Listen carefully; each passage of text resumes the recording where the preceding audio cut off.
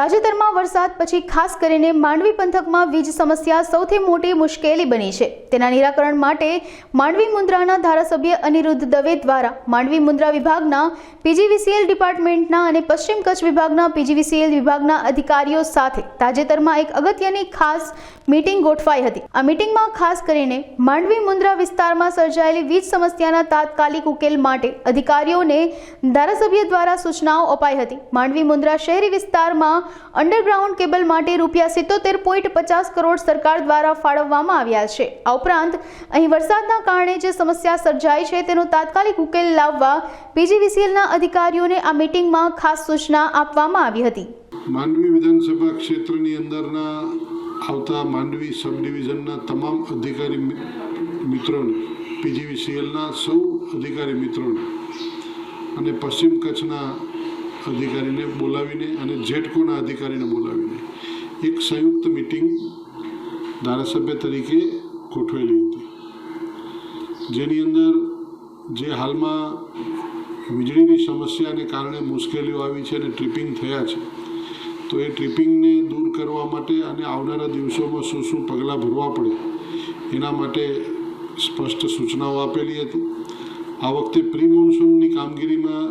પશ્ચિમ ગુજરાત વીજ કંપની લિમિટેડનું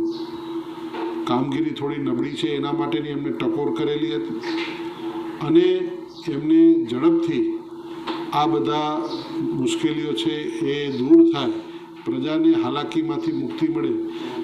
માનનીય નરેન્દ્રભાઈ મોદી સાહેબે 24 કલાક વીજળી દરેક લોકોને મળે એના માટે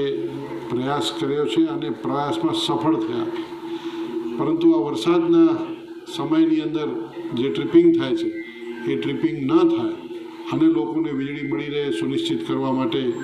સૌ અધિકારીઓને બોલાવીને વ્યવસ્થા ગોઠવી હતી। બીજું કે માંડવી વિધાનસભા ક્ષેત્રની અંદર ₹77 કરોડ વીજ તંત્ર માટે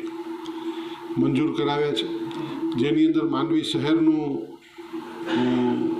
અંડરગ્રાઉન્ડ કેબલિંગ થશે, મુન્દ્રા શહેરમાં પણ અંડરગ્રાઉન્ડ કેબલિંગ થશે। ઉપરાંત જે એજીઆરએલ ફીડર છે કે જે ફીડરની અંદર વાડીમાં રહેતા રહેણાંકો છે એવા કેટલાક વિસ્તારો માંડવી વિધાનસભા ક્ષેત્રમાં છે, જેવા કે જરપરા, ભોજપુર, મોટા ભાડિયા, કાઠડા, આવા કેટલાક ગામો છે કે જે ગામો સંપૂર્ણપણે વાડીઓમાં રહે છે અને એ ગ્રામમાં એ લોકો જે રહી રહ્યા છે એમને પણ મુશ્કેલી ન થાય એના માટેના એમવીસીસી કંડક્ટરનું જે થોડા સમય પહેલાં જ સમગ્ર કચ્છ જિલ્લાની અંદર જે ઉદ્ઘાટન થયું હતું, તો એ એમવીસીસી કંડક્ટરોનો ઉપયોગ આ દરિયાકાંઠાના વિસ્તારોમાં થાય એના માટે ખાસ આગ્રહ કર્યો છે અને એ પ્રયાસમાં સફળ થવા માટે અધિકારીઓનું પ્લાનિંગ થઈ ગયું છે। નવા એમના જે મુખ્ય અધિકારી છે એમને પણ પોતે અર્લિયર જોઈનિંગ લઈ લીધું છે, કારણ કે વિશાળ જિલ્લો છે, તો વિશાળ જિલ્લાની અંદર દરિયાકાંઠાની સમસ્યાઓ છે, કોરોઝનની સમસ્યાઓ છે, એ સમસ્યાઓને નિવારવા માટે એ સૌ અધિકારીઓ સાથે ચર્ચા થઈ છે અને એમને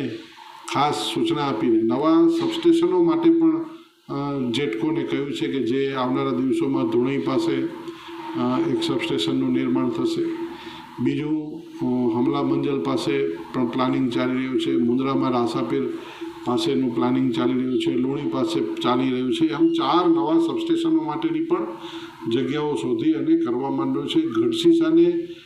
અપગ્રેડ કરવા માટે પણ તૈયારી કરી દીધી છે। મુન્દ્રાનું 3જું ડિવિઝન સબ ડિવિઝન મંજૂર કરાવ્યું છે કે જેથી કરીને વીજ ભાર, વીજ વહન ક્ષમતા, પ્રવહન આ બધી જ વસ્તુમાં સુગમતા અને સરળતા મળે એના માટે ગુજરાતની સરકારનો આભાર માન્યો છે અને ગુજરાત સરકારના માનનીય મુખ્યમંત્રી શ્રી ભૂપેન્દ્રભાઈ પટેલ સાહેબે જે મોટું મન રાખી અને ₹77 કરોડ જેવી માતબર રકમ આ માંડવી વિધાનસભા ક્ષેત્રને આપી છે, એ માટે મુખ્યમંત્રીશ્રીનો પણ આભાર અને ઉર્જા મંત્રી શ્રી કનુભાઈ દેસાઈ સાહેબનો પણ